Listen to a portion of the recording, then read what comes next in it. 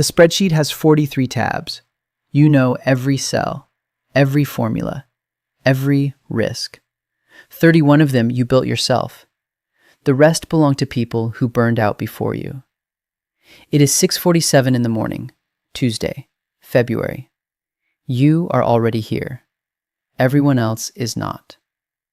Meridian Capital Partners, 2.1 billion under management, a respectable, forgettable machine. Here you are rewarded for being correct. You are never rewarded for being bold. Your badge says Senior Analyst, 3 words that mean you are useful and going nowhere. You have held this title for 3 years. The same desk, the same badge. 3 years. You model risk. You build the maps that other people use to walk into rooms you cannot enter. You flag exposure, red cell, note filed, process complete. Nothing changes. You flag the next one. You write 40-page reports. Partners read the summary box.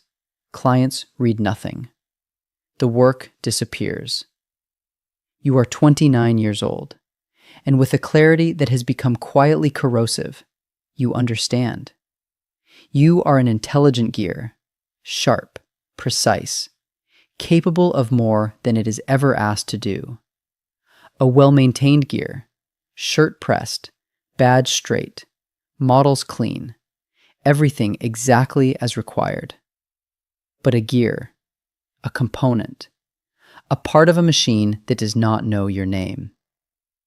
Then the call comes, not to your desk, not to your firm email, to your personal phone. Unknown number, 7:02 a.m. His name is Voss. The moment you hear it, your hand goes still against the phone. He doesn't say which Voss. He says it the way people say names that require no clarification. He doesn't need to. You have seen what the name leaves behind. You already know what it means. 2 sovereign debt restructurings, a 340% return in Eastern Europe, a short position that preceded a bank's collapse by 2 weeks. He says he has 15 minutes. He says he has read your work. The timer starts now. Not your firm's work, yours. He is not calling Meridian.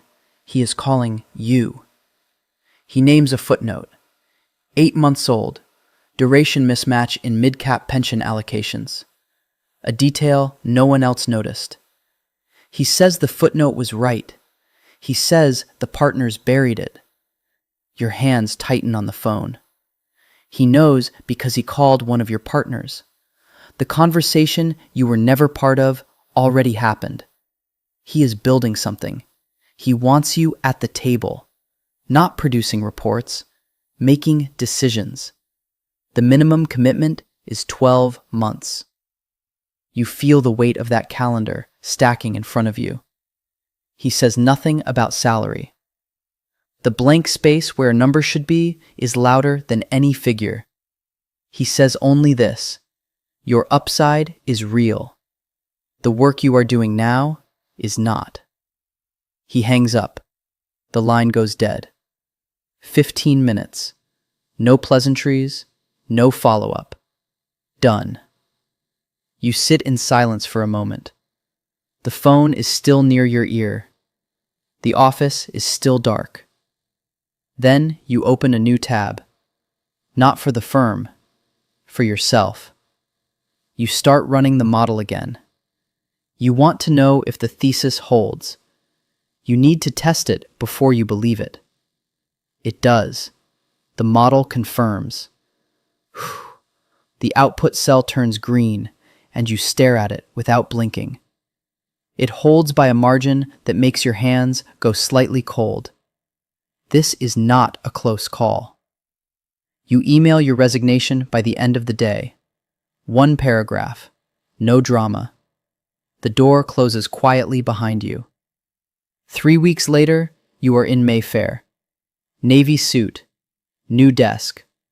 A room that expects more from you. 12 people. 4 Bloomberg terminals. 1 whiteboard so dense with risk architecture that it looks like topology. Voss Capital Management. 11 months old. 340 million in committed capital. 2 LPs you will never meet. Your title is Portfolio Risk Director. What it means is this.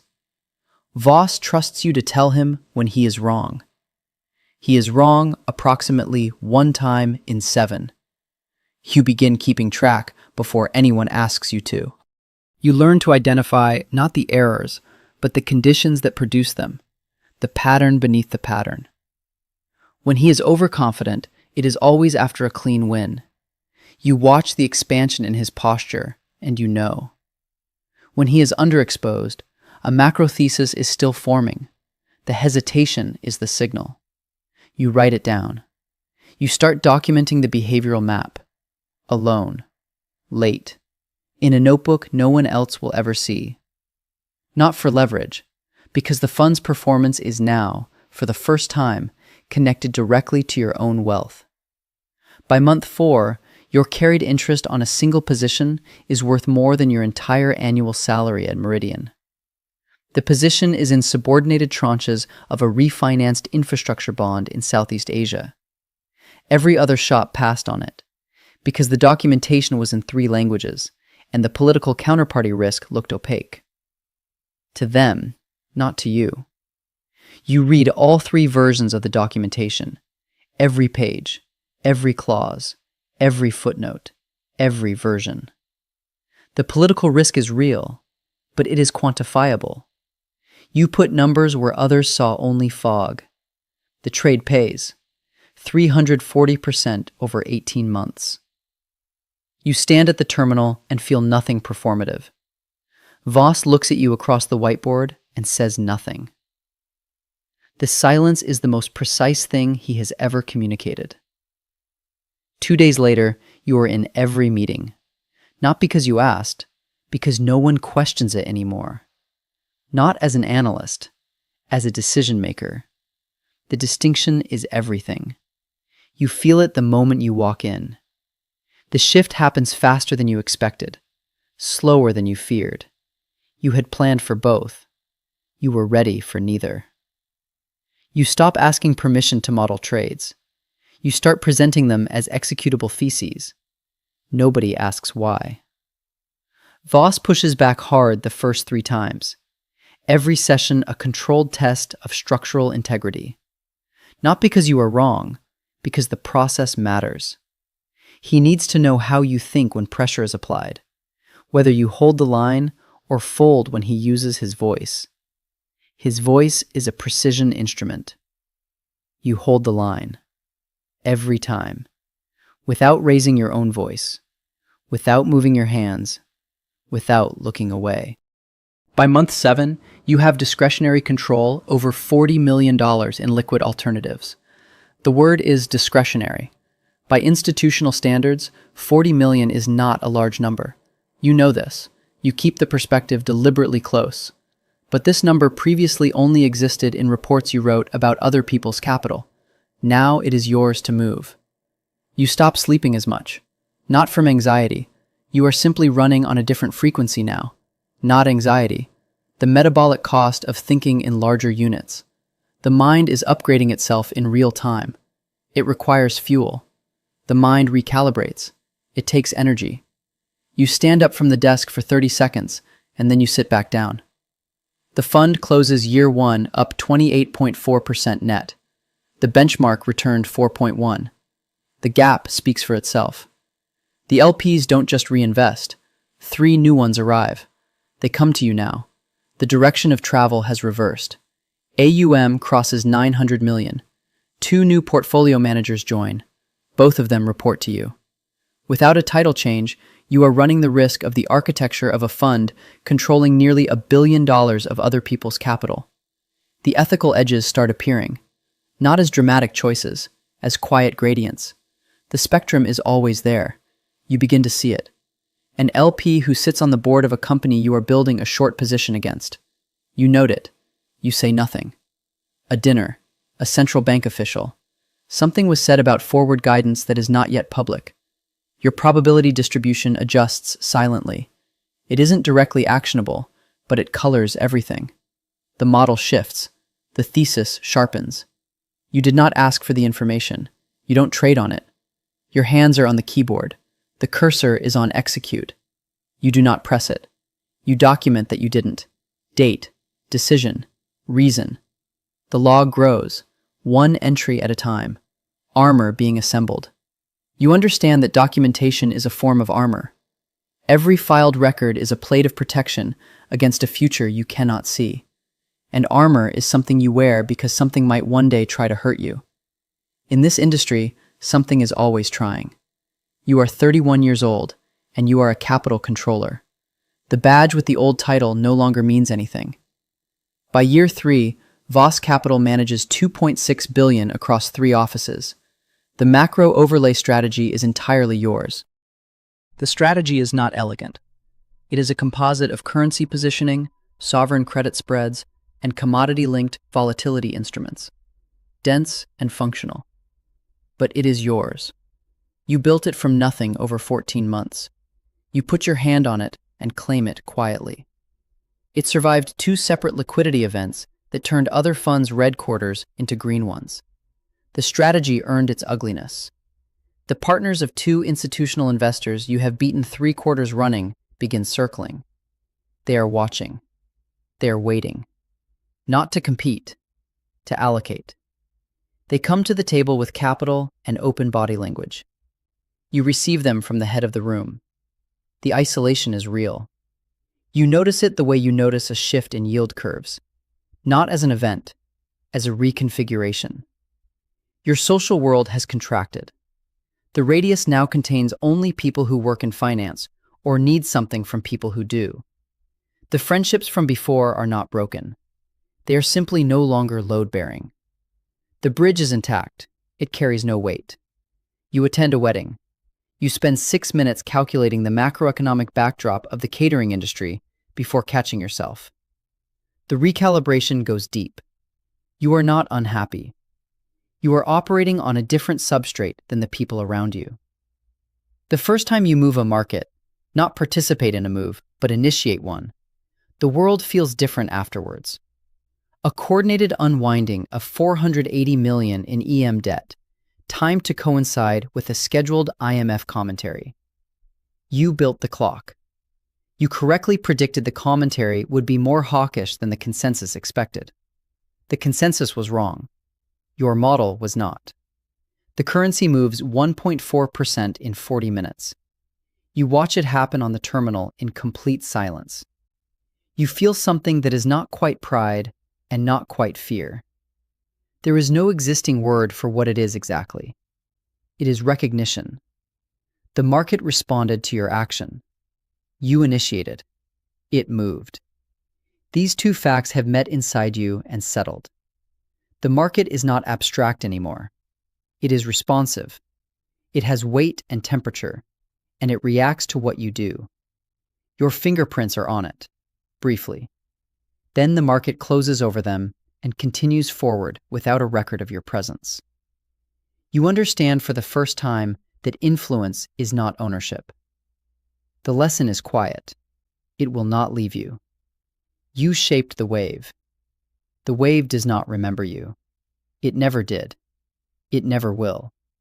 It simply continues. By year 5, Voss steps back from day-to-day operations. The distance between you grows into something structural and final. He doesn't retire. He becomes chairman, rainmaker, political conduit. He operates in a different layer of the same system. The fund's operational architecture is yours. Every strategy, every workflow, every risk framework traces back to a decision you made. The AUM is $4.1 billion. The number is on the wall, and you stand in front of it without performing. You have hired people who are smarter than you in specific domains. You have learned to manage that without ego. This took longer than everything else. You carry interest across 4 strategies simultaneously. 4 separate lines of return connecting your decisions to your personal wealth in real time. You are, by any reasonable definition, financially independent. The number in your accounts means the game is optional. You know this is not entirely true. You could stop. The thought arrives in a quiet moment, and you sit with it. Empty hands, no keyboard, no document, no phone. The number means you never have to work again, not in any sense that the word work usually implies. The chain is gone. You don't stop. The hands return to the keyboard, not urgently, deliberately. The choice made in silence, without announcement, without fanfare. Not because of greed, which is what you expected, because stopping means leaving the architecture, and you are not sure you can do that. The architecture is not something you built. You understand this now. It is something you became. The difference is everything. The fund without you is a different organism. Not worse, necessarily. Different. The system reorganizes around every absence eventually. The market without your positioning does not suffer. It simply reconfigures. It was always going to continue. You were always going to be temporary. And someone else steps into the geometry. A younger figure, a light blue shirt. An unknown number is calling at 7 a.m. That someone else will be wrong more often than you. You know this with the quiet confidence of someone who has kept the record. That wrongness will cost people, real people, pensions, endowments, and institutions with names and obligations downstream of your decisions. You tell yourself this. You believe it. You also understand that every person in your position tells themselves this, and that the telling is part of the machinery. There is a position building now, a new thesis, sovereign credit, a mid-tier economy. The model is 6 weeks old and still forming. The debt to GDP trajectory, the political succession timeline, the IMF disbursement schedule. 3 independent variables converging toward a single window. The window opens in approximately 90 days. It is narrow. It will not stay open long. Timing is the entire strategy. You have been modeling it for 6 weeks. 6 stacks of iterations, each one sharper than the last. The work is deep. The thesis is clean. 6 weeks of complexity resolved into a single clear diagram. One entry, one outcome, one direction. The downside is bounded. You know the floor. You can live with the floor. The floor is not the concern. The upside is asymmetric in a way that makes the room go quiet when you present it. No one speaks for several seconds. The position, if fully sized, will be $620 million. You sit in front of the number and let it exist. If right, it is transformational. Not just a return, a category change. The fund becomes something different on the other side of this trade. If wrong, it will not break the fund, but it will break the narrative. And that is the harder thing to rebuild. In finance, the narrative is load-bearing infrastructure. The reputation beneath the returns is what holds everything above it in place. You have scheduled the decision meeting for Thursday. The calendar entry exists. The commitment to decide has been made. The clock is running. You are powerful, and you are not safe. Power and safety have never occupied the same space in this industry. You are influential, and you are replaceable. Somewhere, a younger version of you is already building the model that will make this true. You are wealthy, and you are not free. The number is real. The architecture that surrounds it does not care about the number. You own the architecture, and the architecture owns you back, quietly, completely, in a way no legal document will ever describe. The terminal shows Asia opening. The markets activate one by one. The world does not wait for your decisions to be final. The yield on the target sovereign's 5-year is moving, a small arrow on a screen, and everything sharpens immediately. It is moving in the direction you predicted. The model and reality are aligning. The 6 weeks were not wasted. You pull up the model. You update the inputs. You check the math. You begin to consider whether Thursday can become Wednesday. Someone, somewhere, is already on the other side of your trade. A different desk, a different city, the same yield curve.